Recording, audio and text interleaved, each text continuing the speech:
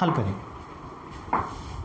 तो एग्जाम्पल ले लेते हैं व्यक्तिगत श्रेणी का। जिस तरह से हमने समांतर माध्य को व्यक्तिगत श्रेणी में पढ़ा था, उसी तरह से हम माध्यिका को भी व्यक्तिगत श्रेणी में पढ़ेंगे।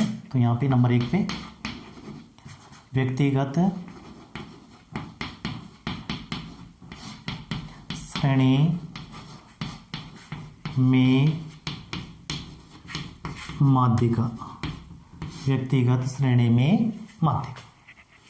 और इसमें मैं एग्जाम्पल ले लेता हूँ, एग्जाम्पल नंबर 1। जिस तरह से सवाल हो, निम्न चर मूल्यों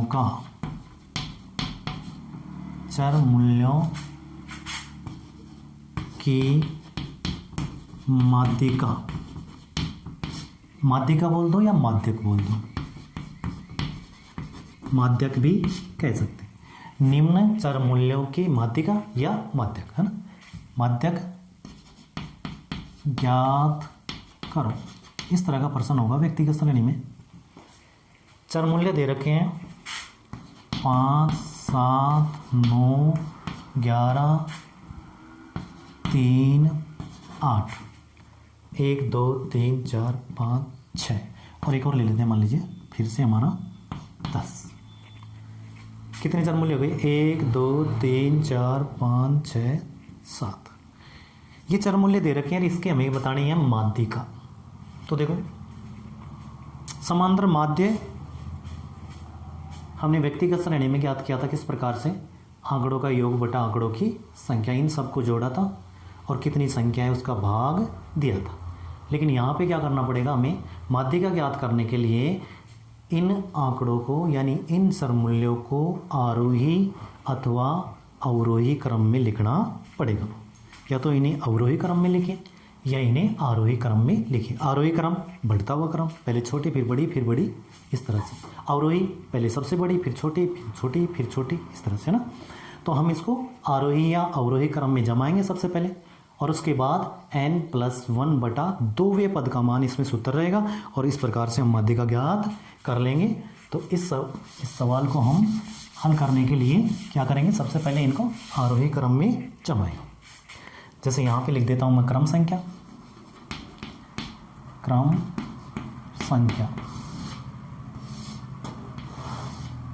और दूसरे कॉलम में हम लिखेंगे क्या है, ये चर मूल्य है, रनों की संख्या है, विद्यार्थियों की संख्या है, पेड़ों की ऊंचाई है, जो भी है, ये जिसके भी आंकड़े हैं वो यहाँ पे लिख देंगे। जैसे ये चर मूल्य है तो यहाँ लिख देंगे चर मूल्य।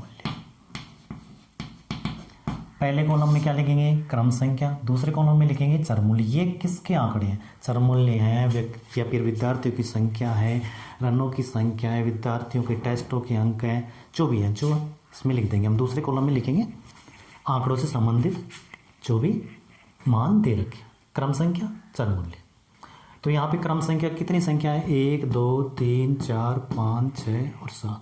तो यहाँ से हम क्रम संख्या में लिखेंगे 7, 1, 2, 3, 4, 5, 6 और 7।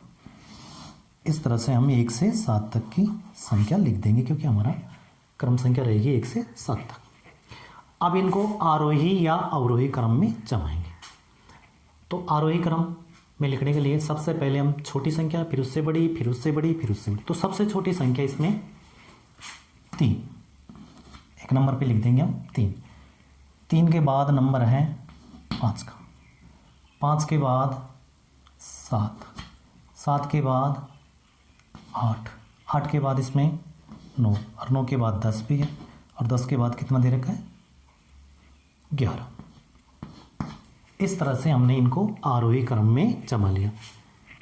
सबसे पहले छोटी संख्या, 3 के बाद फिर 5, 5 के बाद 7, 7 के बाद 8, 8 के बाद 9, 9 के बाद 10, 10 के बाद 11। इस तरह से हम इनको आरोही क्रम में जमा लिया और अब सूत्र लगाएंगे और उसके बाद इसके माध्यिका बता देंगे।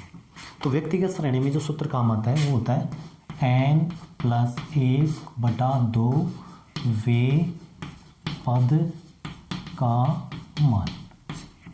n+1/2वें पद का मान ही इसकी क्या होगी, माध्यिका होगी। n मतलब कितनी संख्या है, 7 संख्या। कितनी संख्या है, 7। तो n की जगह रहेगी हमारे 7 प्लस 1 की जगह 1/2, कितना हो गया 8/2 बराबर 4, यानी चौथे पद का मान, 4वें पद का मान। चौथे पद का मान ही क्या होगी, इसकी माध्यिका होगी। तो चौथे पद के सामने कौन सी संख्या है, चौथे पद के सामने है 8, तो यहां लिख देंगे अतः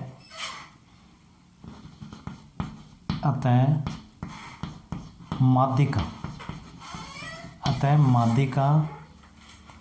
8 है, और ये हो गया इसका उत्तर। ये इसका क्या हो गया, उत्तर। एक बार फिर से रिपीट कर देता हूँ। क्रम संख्या, सबसे पहले तो इनको आरोही क्रम में लिखेंगे, यानी 1 से 7 तक संख्या लिखते, क्योंकि 7 संख्या हमारे पास है। सबसे छोटी संख्या 3, उसके बाद 5 है, उसके बाद 7, 7 के बाद 8, 8 के बाद 9, 9 के बाद 10, 10 के बाद 11। और व्यक्तिगत श्रेणी में जो सूत्र काम आता है वो है n+1/2वें पद का मान। n यानी कितनी संख्या है, नंबर कितने हैं, 7 तक, 7 + 1/2, 8/2, 8 में 2 का भाग दिया 4। चौथे पद के सामने जो संख्या है, चौथे पद के सामने कितना है, 8, तो ये 8 ही इसकी क्या होगी, माध्यिका। तो ये व्यक्तिगत श्रेणी का सवाल हो गया। एक एग्जाम्पल और ले लेता हूँ, एक एग्जाम्पल और ले लेते हैं हम व्यक्तिगत श्रेणी में ही।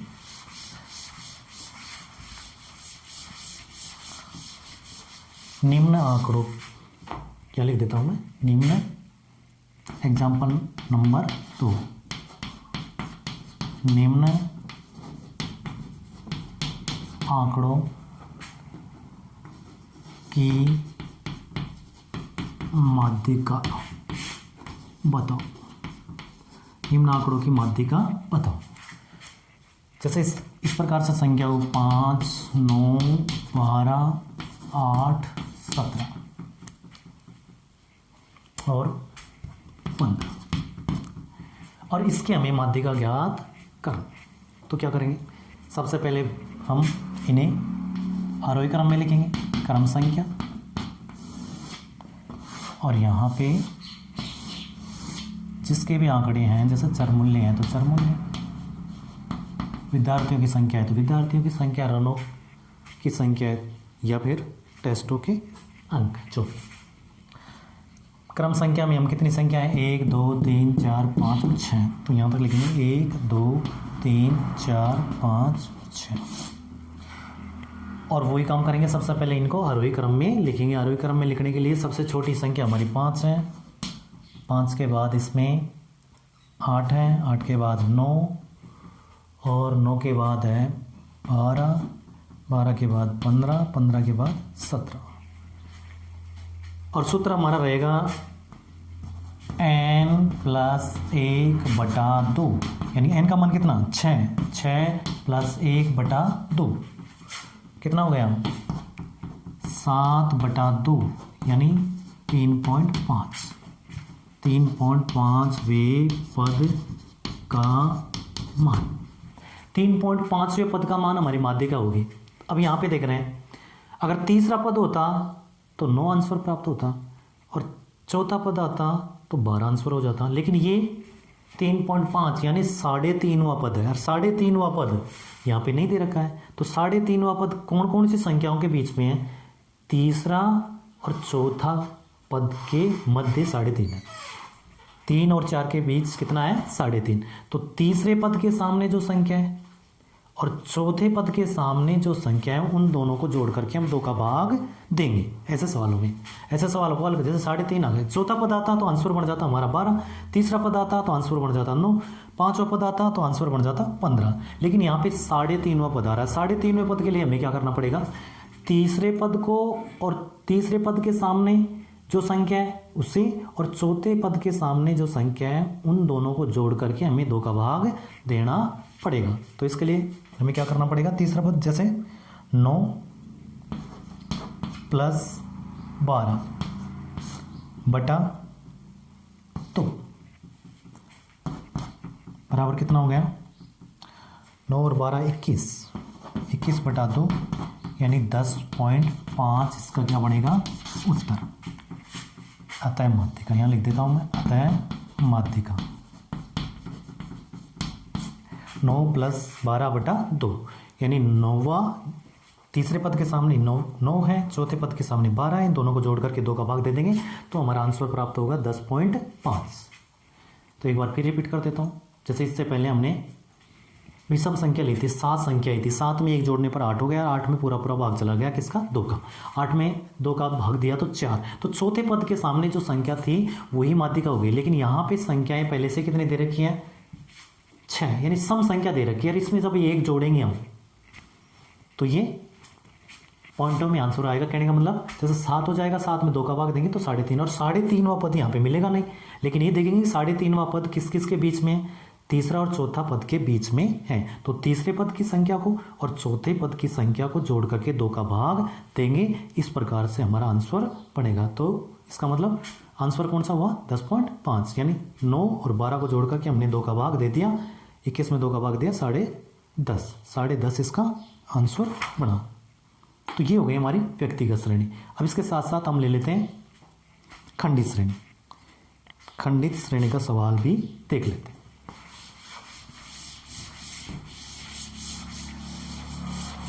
खंडित श्रेणी में माध्यिका, खंडित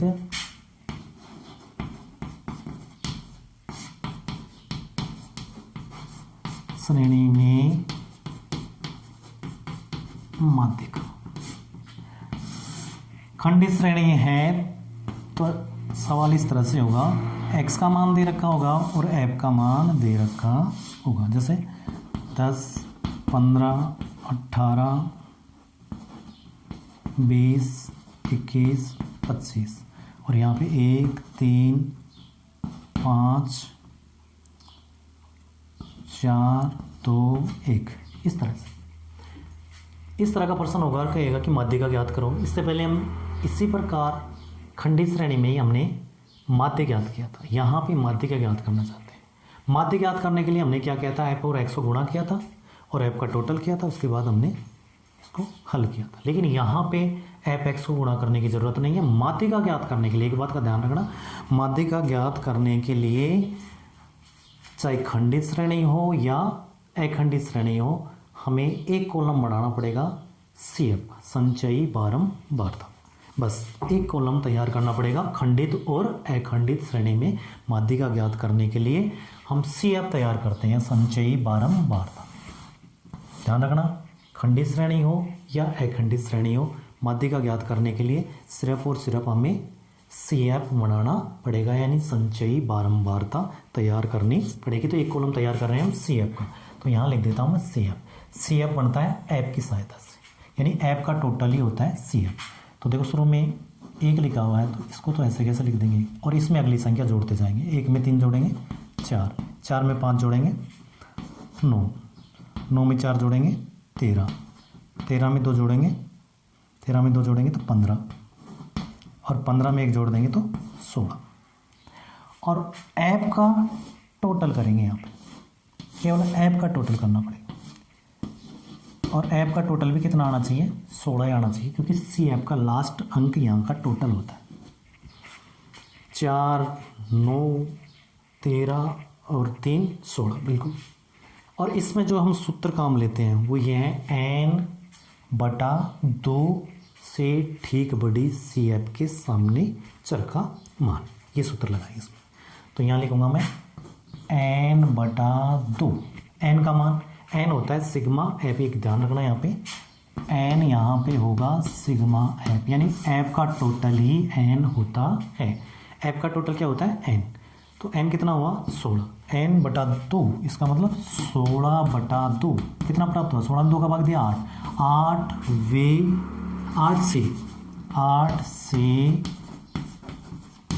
ठीक बड़ी CF के सामने चर का मान n/2, यानी 16/2, 16 में 2 का भाग दिया 8, 8 से ठीक बड़ी जो CF है उसके सामने जो चर का मान है वही हमारी माध्यिका है।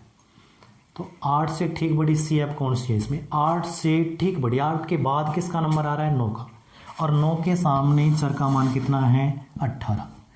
9 के सामने यानी 8 से ठीक बड़ी CF हुई 9, और 9 के सामने x का मान कितना है, 18, यही हमारी माध्यिका होगी। अतः माध्यिका,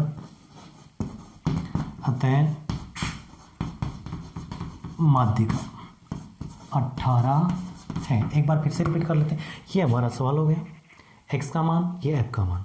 और माध्यिका ज्ञात करने के लिए सिर्फ हमें क्या बनानी पड़ती है, सी एफ बनाई जाती है एफ की सहायता से, यानी एफ का टोटली सी एफ होती है।